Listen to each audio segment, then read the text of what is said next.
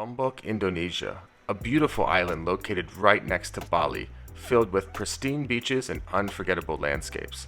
There are many activities that you can do on this island, but one of the most popular is hiking Mount Rinjani, Indonesia's second highest volcano that sits in the northern part of Lombok Island. This hike is certainly a challenge, but it's super rewarding and definitely worth it. In this video, you will follow my friends and I as we embark on a 2-day, 1-night trek to the summit of Mount Rinjani. I will walk you through all of the details of this adventure along the way, so let's get right into it. First of all, it's required that you book the hike through a tour company that provides guides, porters, and equipment, for example, like your tent and camping gear. We booked our hike through lombokindonesia.org, which was overall a great experience. I will include the website and details for this specific company in the description of this video. To get to Lombok, you need to fly into Lombok International Airport, which has direct flights from Singapore and Kuala Lumpur, and of course many domestic flight options from within Indonesia itself. Alternatively, you can also take a fast boat or ferry from Bali to Lombok. When we arrive at the airport, our tour company is there to pick us up in a nice air-conditioned vehicle. We stop for lunch near the airport, and then we begin the 3-hour drive to our homestay, where we will stay for the night as the trek will begin early the following morning.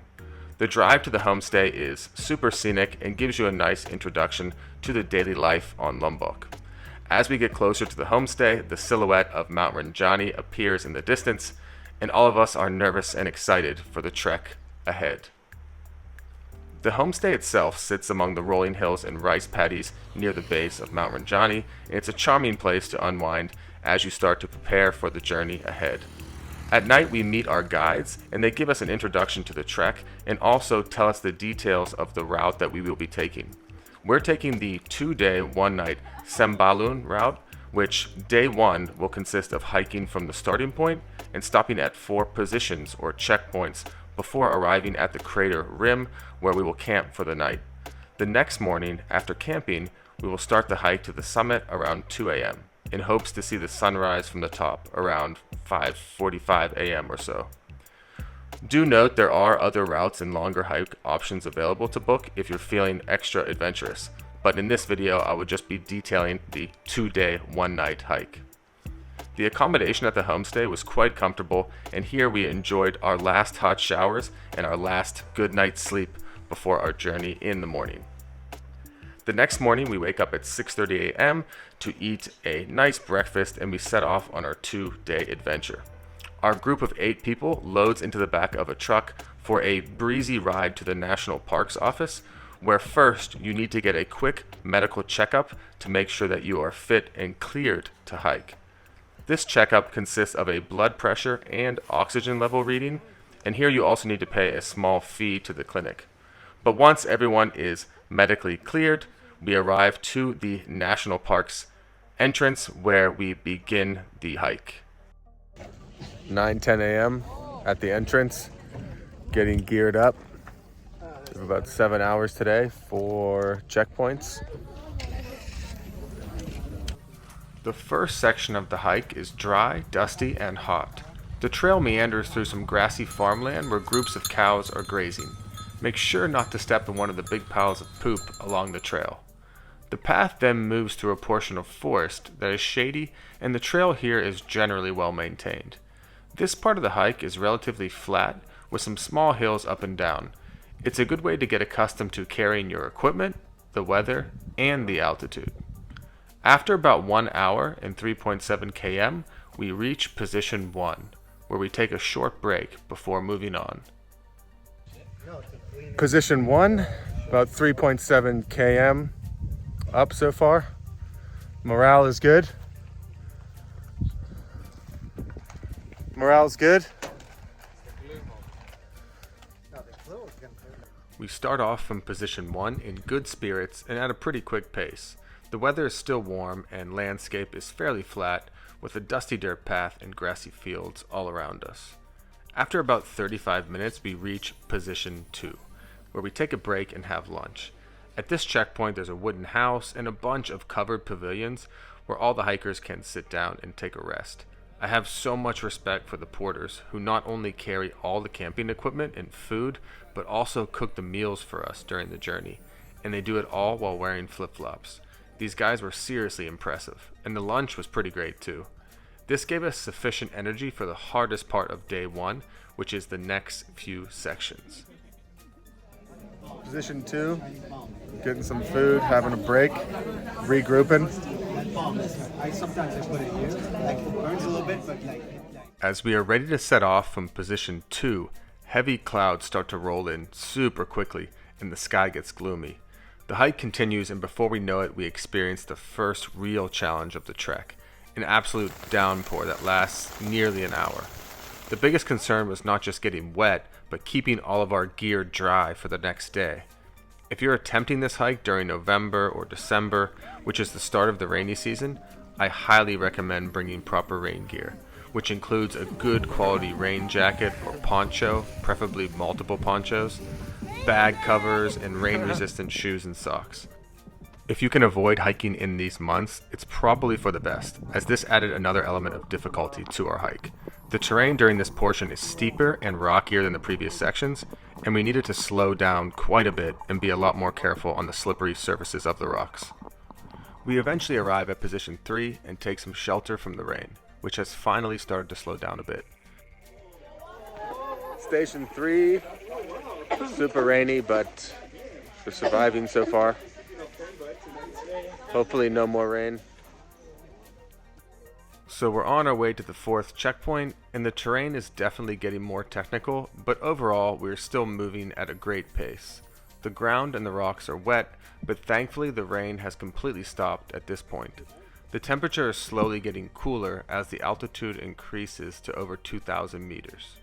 The landscape is beautiful, and I couldn't help to stop and get some aerial shots with the drone. After about an hour, we arrive at position 4 for our final break of the day. Station 4, we made it. Station 4, one more to go. Pretty steep. The next point up. The last section of the hike for day 1 is from checkpoint 4 to the crater rim, which is also by far the most difficult section of the day. We head off in good spirits, knowing that we only have one more portion of the hike left before we eat dinner and camp for the night. Our friend Quentin was even nice enough to give the porter a break for a bit. How thoughtful. This segment of the journey is much more vertical than any of the previous sections, as there are big step-ups in the path that require a lot of energy. We slowly make our way up the tree-lined trail, taking some moments to catch our breath and also enjoy the scenery around us. We can begin to see the crater rim in the distance, which gives us a bit of comfort knowing the end is in sight. After an hour and a half of uphill climbing, we finally reach the crater rim, and it's an incredible sight. All of the brightly colored tents dot the hillside with a beautiful backdrop of the crater lake. The view is breathtaking and was absolutely worth the effort. Once everyone reached the rim, it was a great feeling to celebrate as a group and spend some time taking in the view together. A true sense of accomplishment and the end of our hiking for day 1. We made it, crew. Do a photo. Quentin's naked again. Quentin's naked again.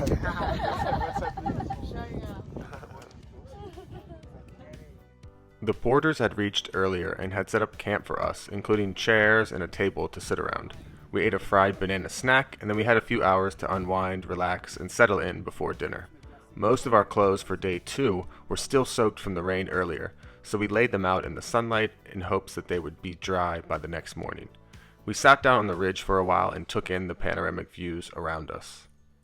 The sun started to set over the crater lake, which made the scenery even more spectacular. During the last few moments of daylight, dinner was served, which consisted of chicken curry and rice with tea or hot chocolate that was all cooked by the porters. As soon as the sun crept beyond the horizon, the temperature dropped to around 5 degrees Celsius, coupled with very strong winds. Rather than sit outside and endure the frigid temperatures, we hurried into our tents for the night. We need to wake up around 1:30 a.m. to start our trek to the summit and begin day 2. It's a cold wake up around 2 a.m. to get ready for the second day of Rinjani. As you might imagine, it was not the best night's sleep, and for most of us our clothes are still soaked from the rain. But we are ready to take on the day, and we set off to begin the summit hike. About 3.5 hours of tough trekking to reach the top.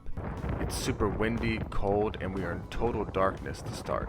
On top of that, the guides tell us the last section before the summit is the most difficult part of the entire journey. The terrain has changed drastically as well compared to day 1. We are now walking on sandy, rocky ash, which is tough to get proper footing on. A few hours into the hike and we can begin to see the sky getting lighter. The climb is super steep, and I quickly realize why this is the toughest part of the expedition. For every 2 steps up, you slide back 1 step, which is extremely frustrating and a test of mental toughness. A lot of people are resting and taking it very slow during this portion. We actually saw a few people who decided to turn back and quit, but we were all more than determined to make it to the summit. The group has gotten separated at this point as some of us are moving faster than others, but slowly and steadily everyone works their way towards the end goal. So here we are, almost to the summit. You can see it's really tough terrain. Really tough, but it's beautiful. At 5:45 a.m., the first member of our group, shout out Brent, reaches the summit with several others close behind. Arriving at the peak is an awesome feeling, and the 360-degree view is astounding. As each of the crew arrives to the summit, they are greeted with hugs, high fives, and congratulations. A true test of mental and physical strength is rewarded with an unforgettable experience at the top. All of us take turns getting photos, and we take a seat to catch our breath and enjoy the moment. All of the hard work the past 2 days has paid off, and the whole group is feeling a sense of achievement. The sun is shining brightly in the sky at this point, and it's a beautiful morning. After taking a rest at the summit, we begin the trip down from the peak, which is infinitely easier than the way up. The sandy ash is like a ski slope, and you can actually slide most of the way down. We ran into some monkeys waiting for us along the trail, hoping for some food. The way down a lot easier, you can just slide. I'm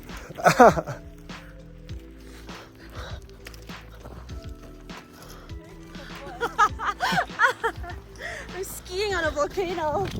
We're all moving at a different pace, so we decide to just meet up back at the campsite where we will have breakfast before continuing all the way down to the starting point using the same path we came up.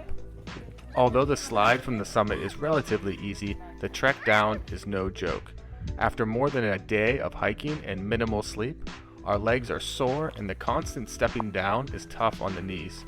But again, we are happy and in good spirits as we've accomplished our main goal.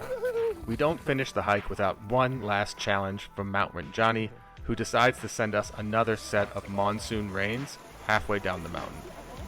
This rain is a bit more tolerable, however, as we know we're heading towards the final portion of the adventure.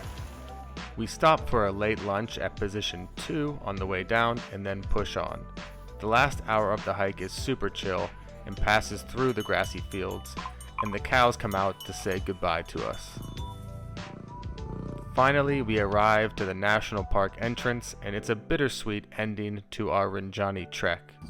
We head back to the homestay, happy but exhausted. Once we arrive at the homestay, we say our goodbyes to the guides and the porters before gathering our bags and leaving. Thank you, bros. Our trek is finished, but most of us decide to stay in Lombok for another week and enjoy the amazing beaches, surfing, and food. If you do stay in Lombok after your hike, the Kuta area in the south of the island is an awesome place to stay with cheap villas, empty beaches, great restaurants, and just overall good vibes. It's the perfect place for some rest and recovery after the strenuous hike. I've included some nice beaches to check out and some great restaurants around the Kuta area in the description of this video. I've also included the complete itinerary of the hike and a list of all the equipment needed for the journey. So with that, I will end this video, And I want to again thank the awesome guides and porters who made our adventure such a great experience. And I also want to thank my awesome crew of friends for joining me on this trip. And of course, I want to thank you for watching. And if you have any questions, do not hesitate to reach out to me directly or in the comments. Thanks so much. Peace.